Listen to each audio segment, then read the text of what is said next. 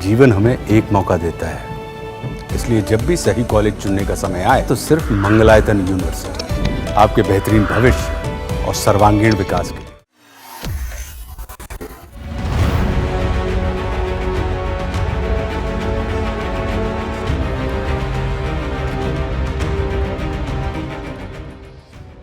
बिहार में बाढ़ का संकट लगातार गहराता जा रहा है।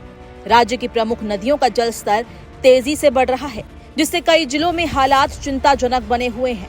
पिछले कुछ दिनों से जारी मानसूनी बारिश ने जनजीवन को बुरी तरह से प्रभावित कर दिया है। खासकर गंगा नदी का बढ़ता बहाव तटीय क्षेत्रों के लिए खतरे की घंटी बन गया है। बिहार में इस समय कैसे हालात है वो जानेंगे, लेकिन उससे पहले फटाफट खबरों को देखने के लिए आप अपने फोन में दैनिक जागरण ऐप को इंस्टॉल कीजिए। यहाँ आपको सटीक और सही खबरें मिलेंगी। इसी के साथ ही दैनिक जागरण को सब्सक्राइब, लाइक और शेयर भी कीजिए। पटना, भागलपुर, कटिहार, नालंदा और बेगूसराय जैसे जिलों में बाढ़ का असर स्पष्ट रूप से दिखाई दे रहा है।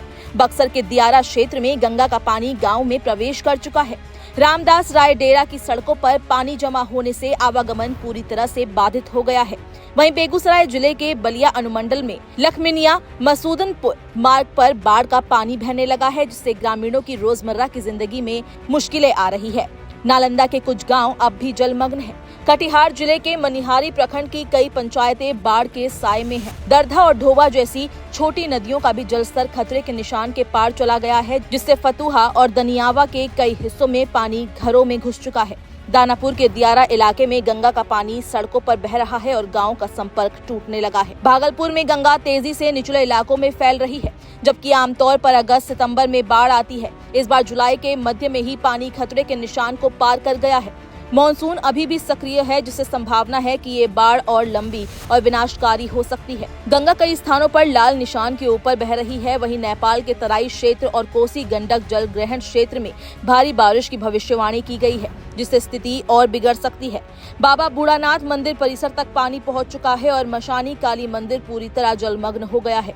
दीपनगर, मुसहरी घाट, SM कॉलेज के पीछे के इलाकों सहित नवटोलिया, जियाउद्दीनपुर, संतनगर, बाबूपुर, घोषपुर जैसे पूर्वी भागों में पानी का फैलाव जारी है।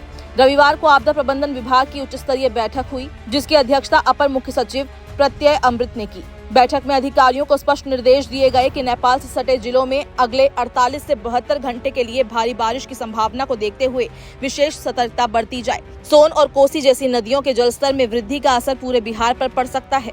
पटना में गंगा का जलस्तर खतरे के निशान से ऊपर पहुंच चुका है। दियारा इलाका जलमग्न हो चुका है और निचले इलाकों में पलायन की स्थिति बन गई है। दनियावा में राष्ट्रीय राजमार्ग पर पानी बह रहा है, जिससे यातायात ठप हो गया है। राज्य के दर्जनों गांव बाढ़ की चपेट में हैं और हजारों लोग सुरक्षित स्थानों की ओर पलायन कर रहे हैं। प्रशासन राहत और बचाव कार्य में जुटा है, लेकिन पानी के लगातार बढ़ते स्तर ने चिंता बढ़ा दी है। आने वाले दिनों में अगर बारिश का सिलसिला यूं ही जारी रहा तो बाढ़ का संकट और भयावह रूप ले सकता है।